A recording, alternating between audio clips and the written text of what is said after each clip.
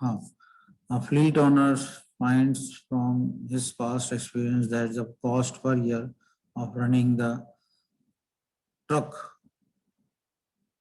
whose purchase price to 60,000 are given below.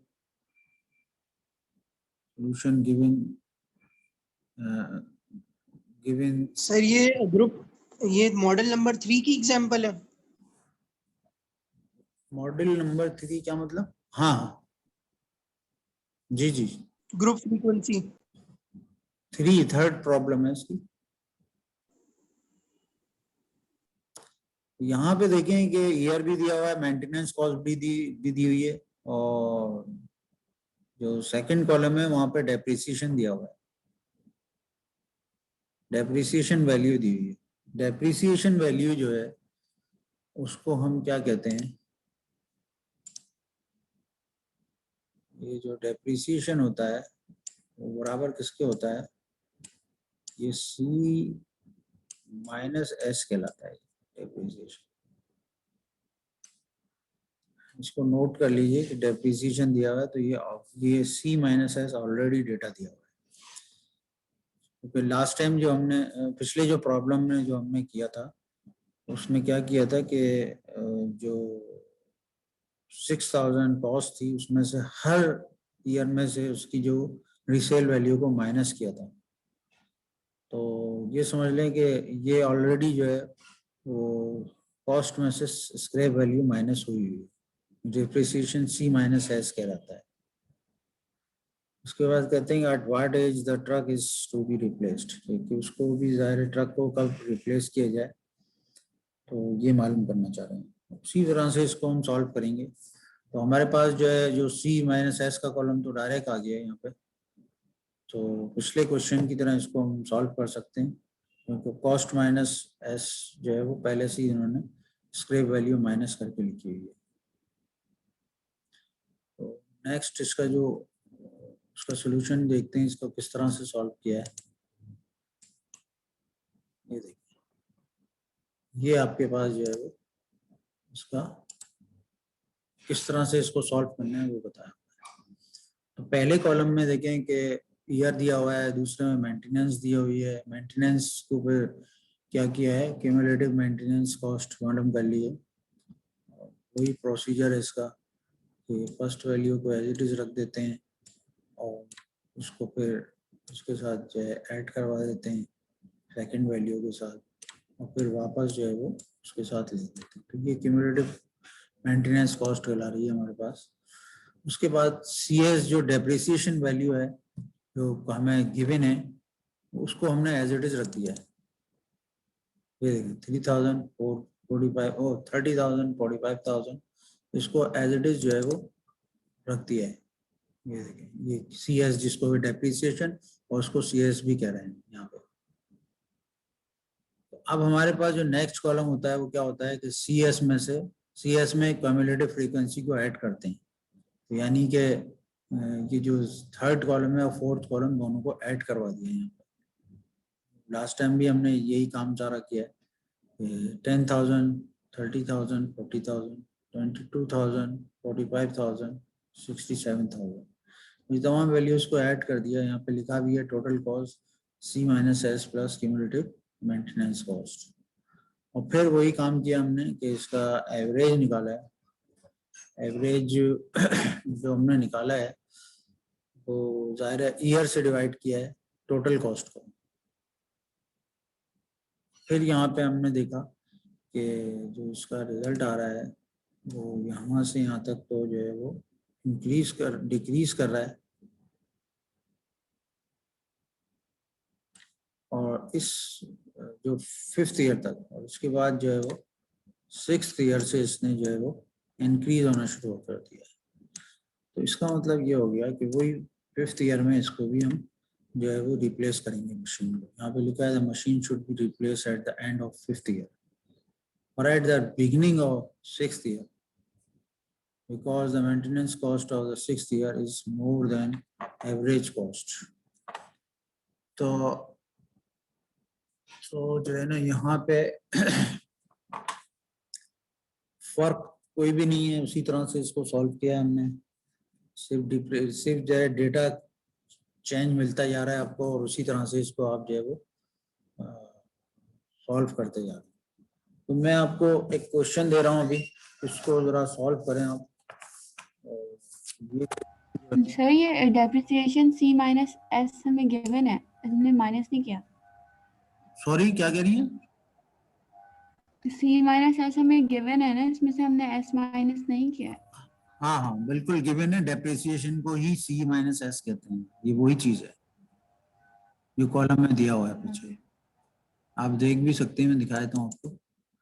ये देखिए, ये डेप्रिसिएशन 30,000 और फिर उसके बाद 58,000 पे आ रहा है ये सारा, तो ये वही वैल्यू है। ये देखें 58,000 पूरी वही वैल्यू है, इस डेप्रिसिएशन को CS कह रहे हैं। समझ में आई बात आप? Okay sir. और इसमें कोई क्वेश्चन तो नहीं है यहाँ पे?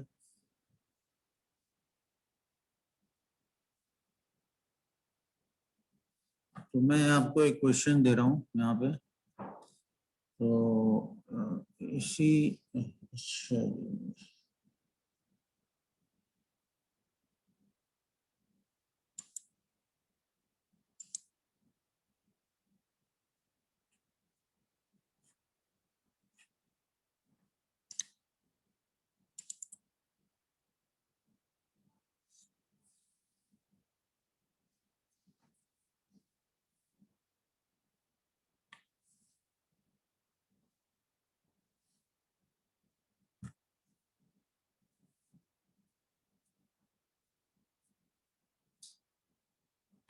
जो हमने लास्ट टाइम आपको एक क्वेश्चन दिया था वो क्या था?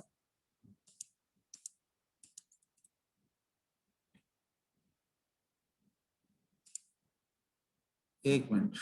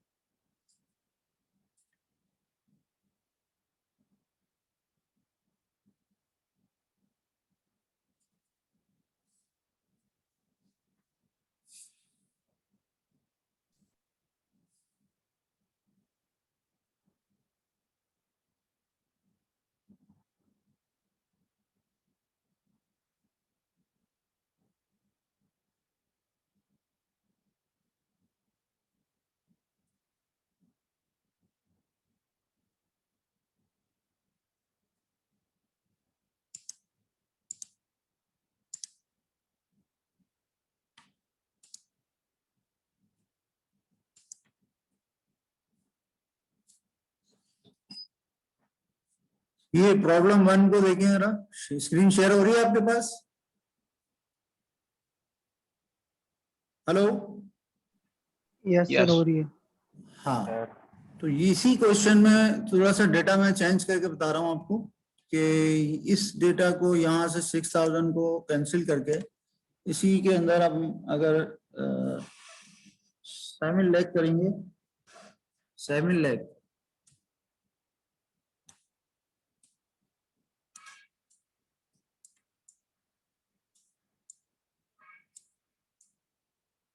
सर ये 7 लाख ज्यादा नहीं हो जाएगा बहुत? हाँ जो डेटा दिया हुआ है उसी को दे रहा हूँ मैं, क्वेश्चन जो मेरे पास लिखा हुआ है उसी लिहाज से दे रहा हूँ आपको मैं। और स्क्रैप वैल्यू जो है वो 9,000 है, यहाँ पे देखें ये वैल्यू 9,000 है।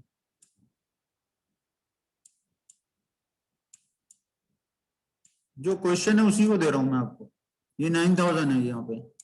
और इसी तरह से यहाँ पे ये जो डेटा है वो 9100 है।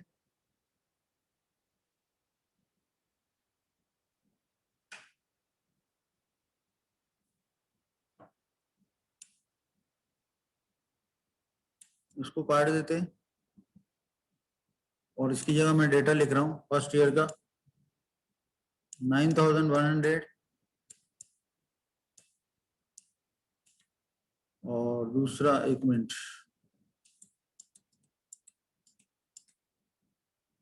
बस ये, हाँ अच्छा सही। अच्छा, ये जो आप एक काम और भी कर सकते हैं यहाँ पे कि ये जो डेटा आपको दिया हुआ है इसी में जो है वो आप ऐड करवा दे 9000 सम में। ये कि पहले में क्या हुआ 9100 और ये कितना हुआ 9225, 200, 9250, 9400, 9600, 9900, 10,000, 10,200 और ये कितना हो जाएगा आपके पास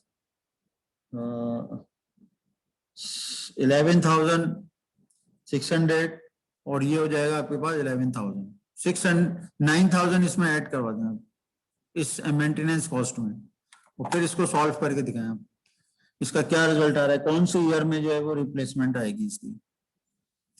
समझ में आ रही है मैंने क्या चेंजिंग करवाया है। एक तो स्क्रैप जो मेंटेनेंस कॉस्ट है वो 7 लाख है इसकी और जो स्क्रैप वैल्यू है वो 9,000 है, जबकि मेंटेनेंस कॉस्ट में जो है वो 9,000 ऐड कर लें तो ये डेटा बना लें इसका आप लोग। मैं लिख देता हूँ, चलो यहाँ पे आपको परेशानी ना हो ताकि 9,400 इस तरह से मैं ये कह रहा हूँ आप लोगों को, सॉरी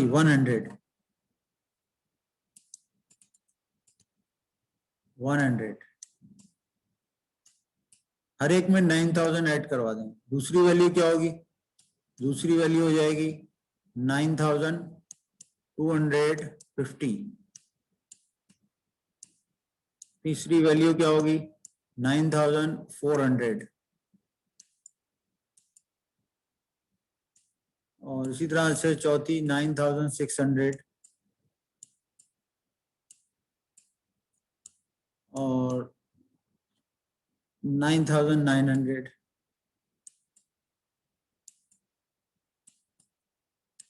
900 और नेक्स्ट वैल्यू क्या होगी 10,200 और नेक्स्ट वैल्यू क्या होगी 10,000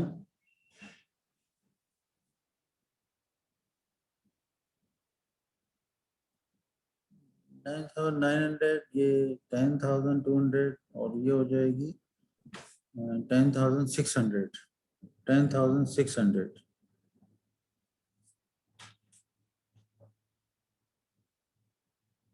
10,600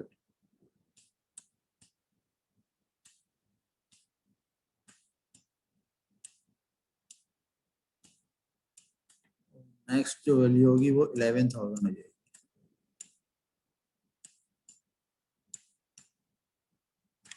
इस डेटा पे आप करके इसकी जो है वो कब रिप्लेसमेंट आएगी इस मशीन की वो बताएं।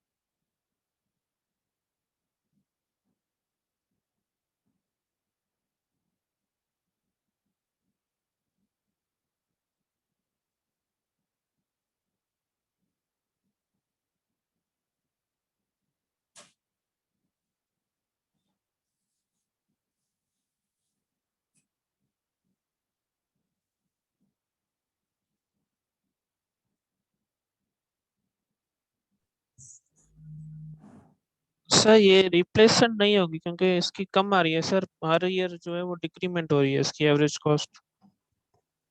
अच्छा, सारा डिक्रीमेंट पे जा रहा है। जी सर। सही। तो इससे क्या एनालिसिस करेंगे आप? ये सर ये मतलब अभी सही का वर्किंग कंडीशन में तो इसको रिप्लेस नहीं करना चाहिए। हाँ, फिलहाल जो है इस डेटा के लिहाज से जो डेटा हमें बता रहा है, जैसे कि आप कह रहे हैं कि डिक्रीज हुआ चले जा रहा है वो, तो इसका मतलब है कि अभी इसको जो है हम रिप्लेस नहीं करेंगे, क्योंकि डेटा हमारे पास जो है वो 8 ईयर का है, तो उस लिहाज से हमें इसको रिप्लेस नहीं करना चाहिए फिलहाल। बस यही इसका रीजन होगा। सही है।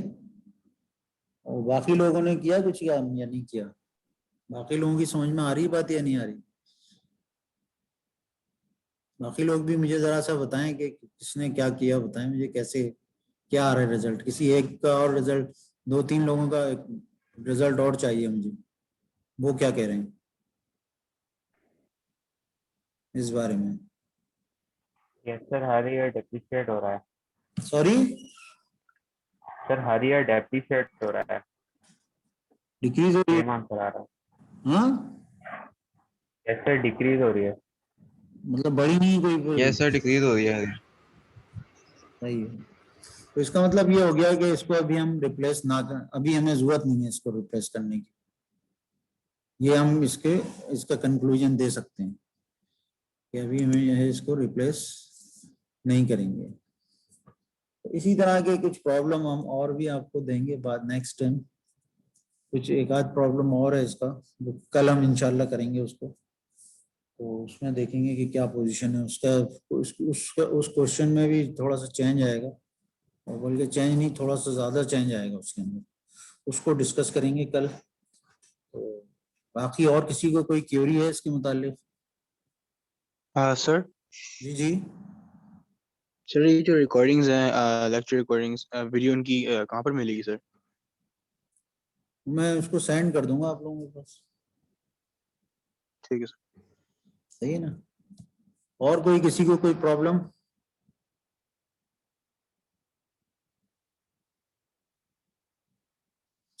सही है, फिर हम इसको क्लास को यहाँ पे क्लोज करते हैं। इंशाल्लाह नेक्स्ट टाइम पे कल यानी इसको देखेंगे, कंटिन्यू करेंगे। उसके अगले नेक्स्ट प्रॉब्लम क्या है उसको देखेंगे। अल्लाह हाफिज।